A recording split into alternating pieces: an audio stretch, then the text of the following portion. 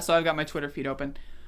So I would like to recap day 2 of the protests in my city over the police assassination of Andrew Brown, which occurred about 5 minutes away from me.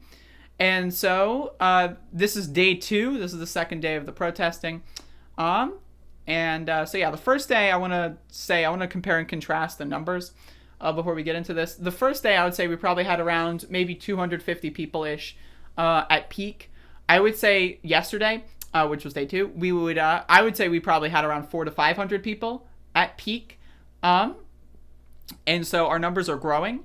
We're getting some people from outside organizations that are coming out to provide us with legal assistance, with numbers, with, all that kind of stuff, moral support, that kind of stuff. And so the weekend is fast approaching. In fact, today is Friday, which is, I guess, technically part of the weekend. And so as a result, I'm hoping that we see more people out today, which would be day 3. But let's go into yesterday's event. So we show up at the same place that we showed up yesterday, which is by City Hall and the courthouses. We have, like, there's a bunch of speakers, and then we start marching. So we marched to the bridge. And then what we did was we turned around, basically. So, they did this whole big hoopla. They had a shitload of motherfuckers, blocking the bridge. They had riot police.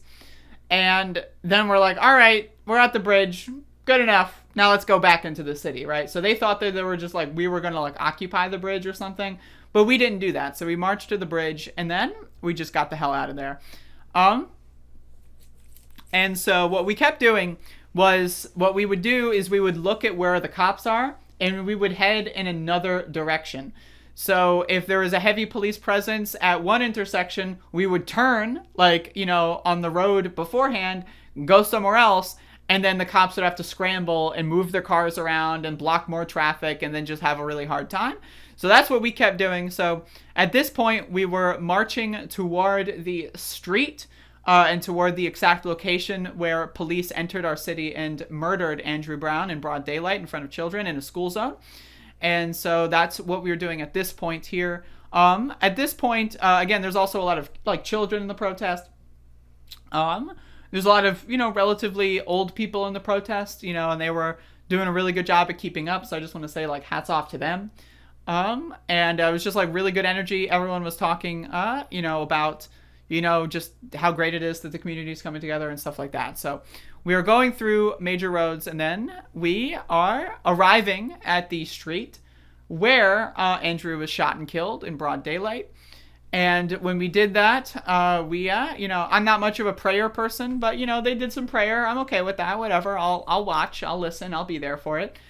We did some money collection to support the family of Andrew. Again, Andrew had 10 children. That are now going to have to live the rest of their lives without a father. So we tried to, do our best to, pitch in for that. I would like to see if I could maybe get a Cash App or anything like that I could, post publicly. If I can get that, I would be glad to post that publicly. So I'm just throwing that out there. So we did a whole thing here. And then we started marching back into the main city. And that, I want to remind everyone of the layout of my city. There's 2 main roads. One of them comes into the city, and the other one is where all the shit is. So we're talking about every fast food restaurant on one road. We're talking about grocery store, one road. We're talking about strip malls, one road. We're talking that kind of stuff. And so we basically go to shut down that road. And so we march from that point onward. And I just want to say, you might see this little truck here. That truck is with us. There is a local organization called Black Voters Matter. And they brought this truck with us, as just so a rally thing to rally around the truck so everyone knows where we're going. Then it's also it's kind of a protection thing. You got angry Trumpers in the city. And I will go into this. Some of them almost ran us over, right? So having some cars in the crowd is actually somewhat beneficial. So I'm just throwing that out there for future reference. Obviously, you got to be very careful. So We start going in the so we go to the major intersection at the main street in our city, and we see the police are expecting us to march back toward City Hall, and so they're stacking up cars in that direction, and then we're like, we're just gonna go this way. So we go the opposite direction where there's almost no cars, and you can see in this little camera footage that there's like, you can't see any flashing lights, you can barely see anything whatsoever. So there's a couple cop cars up there, but like, let's say like 80% of them are in this direction, right? And then 20% are in that direction. So we're going in that direction, and then they start scrambling. And so at this point, what the goal of the protest, and I do want to say that the protest, right now, the movement is very decentralized. A lot of people pitch in their ideas. A lot of people, like, we basically, once we get to a spot, we wait for everyone. We, like, everyone in the back to catch up, and then we plan our next move, and then we all agree on it, and then we go and do it. So we basically decided to block intersections. Around this point as well is when I start to see a lot of mainstream media. CNN is there. I know that someone was talking about Fox News was talking about how like there's an angry mob forming and like violent thugs roaming through the streets and all that shit, right? A little ridiculous.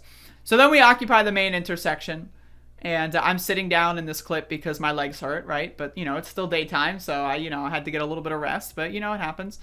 And then so after a little bit it gets darker, right? And then so I remind everyone that there is a lot of unmarked police vehicles. So basically what happened here, to my understanding, is this unmarked car, was trying to like drive into the road, and then like, was being very obnoxious about it. And basically a bunch of protesters basically surrounded the car to prevent them from driving into someone. To my understanding, they almost hit someone. And so that's what happened in this altercation. But everyone is fine, no injuries. It was a little bit scary, I'm not going to lie. But everything was fine. No one did anything outside of that, and everyone is okay. So as far as I understand, someone almost was in danger. Then the car stopped, and, then that whole thing happened, but everything's good. And then so we traveled to this intersection. As you can see, that's me.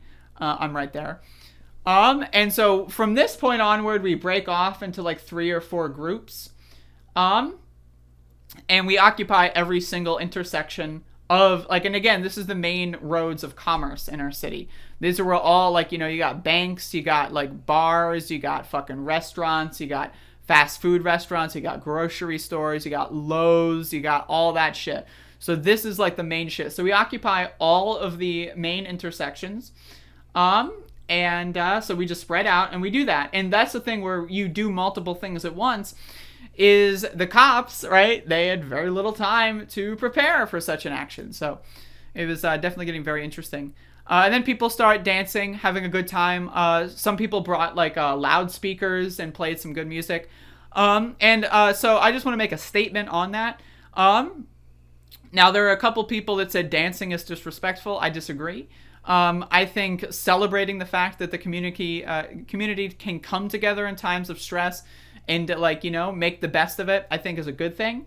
I think celebrating small victories is a good thing. I think that, especially again, when you occupy and shut down major areas of commerce in a city, and again, we're not talking about local shops. Like, there are some local stores, right? But most of these things are chain restaurants, fast food restaurants, big corporations, billion, trillion dollar corporations, right? That's what we're talking about here. Oh no, boo-hoo, McDonald's can't sell a couple more Big Macs. What are they going to do? It's the end of the world. Boo-hoo, Burger King can't sell their overpriced garbage anymore for the next 3 hours. Oh no, the world is on fire. We're all going to die, right? So it's like, I think that this is a good thing. We're celebrating small victories here. So I just wanted to point that out. So yeah. We're going to keep going. This is the part this is one of my favorite parts of the whole situation. I just got to say, like, I got to open this in a new tab, right? This is amazing. So as a white person, I consider it my role to get in the front of these crowds. And so I'm in the very front of blocking this intersection that the cops haven't been to yet. So there are no police presence here. Right? The police are down here. I think you can see a cop car down here. And they're getting down there, and so we're in this like middle intersection, and I see this car. Now again, this car, I really like. When I saw this, I started laughing. So what I did was I walked up to this person's car, and held out my phone. And then I just want to like showcase like this person's face. Like, look at this person's face. They're so very clearly upset. Like, you can see this person is so very clearly upset. And I can see them like talking on the phone or something. They're probably talking about like SJWs and rioters and looters running through the streets, right? They're having a bad time. And I want to remind everyone the absolute state of this vehicle. So you vote for Reagan and this is all you can afford? Like, you're going to make a joke about being poor and you vote for Reagan? Like, what the hell? Right? So obviously this is not her truck. This is like her dad's car. Like, you know, that she's borrowing to go out to romp around on the town at night or whatever the fuck this dumb bitch is doing. Right? So this bitch is stuck here. This stupid dumb fucking bitch. Right? And I'm like, whoever you are, if you're watching this video, you are a dumb motherfucking bitch. And I'm just telling you right the fuck now. So this bitch, right, then does a dramatic turnaround, right? Almost hits someone. And guess what? So this truck is outfitted with like a speaker system, right? Except it didn't work, right? So she is sitting there, right? Motionless in the car, right? For at least 5 minutes as we're all like kind of just there blocking the intersection. She doesn't say anything to us, right? So as soon as she gets into a position where she drives away, she tries to like insult us on a loudspeaker system, except it's all glitchy and no one could hear anything. So we just hear a bunch of static go like, and like I see her like have something in her hand and she's speaking into it and it just goes, and she spins away and drives away and like, you know, like the thing where you like accelerate really fast and blow out your fucking engine or whatever, right? So the loud says it didn't work. All right. So we're like, apparently, like, if this is all you can afford, they're not sending their best at that point. So I just really like, this was one of the most entertaining aspects of the night. So I just wanted to say that was hilarious. And if this bitch ever sees my video, go fuck yourself. You're a piece of garbage. Anyway, so let's move on. So this is when we start to regroup and head back into the town and away from more of the commerce section as it's getting darker. And so people, you know, when it gets like nighttime, you want to be closer to home. You want to be closer to the city center. You don't want to be in the outskirts, you know, because you just like, if people want to go home, they should have the opportunity to go home. So we all decide to walk back towards like the center of the town at this point. And so this is when the police presence grows exponentially. And they start like driving in, like they start following us as we're like, and you see a bunch of these cop cars. And then so what we do is we decide to form a line in the back of the crowd. So I was again in the front of the line, as you can see in this photograph, to block the cop cars from following the crowd too much further. So I decided along with other people to stay in the back and just like form like a small line so that these cars could not follow us very creepily. Because again, all it takes is one cop to make a really bad decision and you can have a lot of people injured. So we decided to give them enough buffer space in between these police and the rest of the crowd. And so that's where I took this photograph. And so then, you know, we move back toward the major intersection. You can see the still boarded up CVS over here, which is, again, hilarious, right? There's been no hint of violence. There has been no threat of violence. There has been no threat of rioting or looting, right? But you have a bunch of white business owners, right? Oh, they're so scared. Someone's going to break into CVS and steal the shampoo, the razor blades, the dog treats, and the fucking Kit Kats, right? Oh no, heaven forbid, right? And so, like, you know, they boarded it. That's, I think it's like, there's been like 2 or 3 like places that I've seen boarded up, right? And so I just find it really funny because most of the local businesses are just chilling. Like when we were on this street, like to scroll back a little bit, when we were on this street where all like the major fast food chains are, all the workers, right, for every like Wendy's, for fucking Popeyes, for all the workers were outside because no one could get to the stores, right? So all the workers were outside and clapping and cheering us on and like, you know, participating in the chants, from like the front door. Like they were all just having a great time and they were participatory in it. So a lot of people, I had a lot of boomers like complain to me, oh man, people can't get to work. Like, no, shut the fuck up, you dumb bitch. The people that work there were on our side. So shut the fuck up. No one likes you. You're an idiot and you're a loser. So I just wanted to throw that out there. And so we get back in here. The police are definitely, there are more police.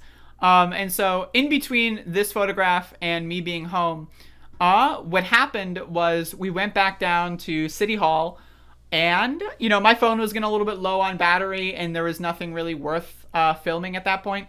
So we just marched back down to City Hall, where, now I want to also make it very clear, because of all the cameras that were there, the whole time what we were doing was we were demanding that Sheriff Tommy Wooten, in the video that I played earlier, would meet us at City Hall and tell us what's going on and release the goddamn body camera footage. So we go back to City Hall, lo and behold, no one's there. It's crickets, except for the fucking police cars that were there, right? Wooten? Nowhere to be found. Where is that guy? No one can find him. It's like, where is fucking, it's like, where's Waldo? But in like, I mean, it's honestly kind of hard to miss the guy, let's be honest. So he wasn't there. We showed up, we reorganized, and we strategized and planned a meeting point for today, which would be day 3.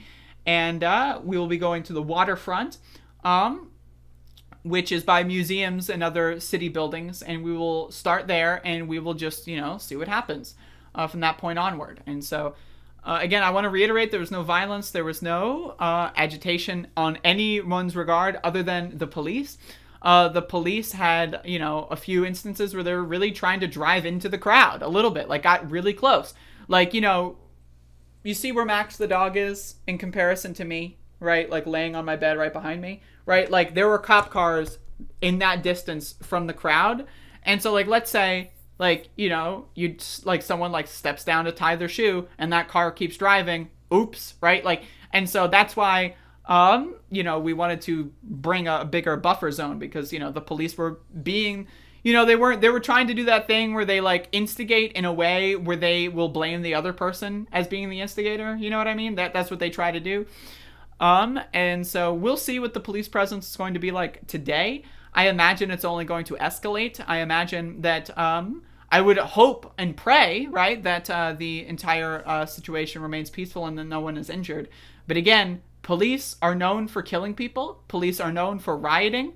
Police are known to have emotional meltdowns, and that needs to be understood. Again, we didn't kill someone in our community. The police did.